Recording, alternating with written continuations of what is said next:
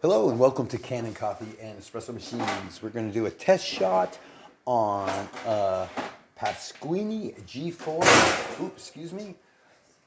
We replaced the two-way safety vacuum valve as well as some work on the group head with a nice silicone gasket.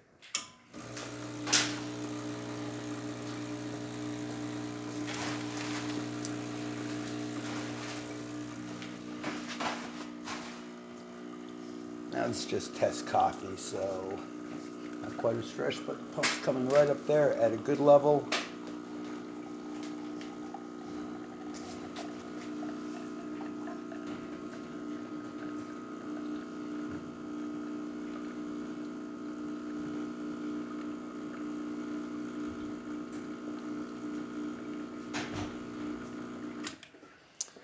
Check the steam. Nice strong steam.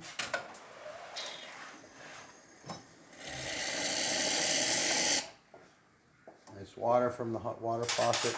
There you have it. Thank you for repairing with Kanen Coffee and Espresso Machines. Please like this video, and for more videos like this, please like and subscribe to our page.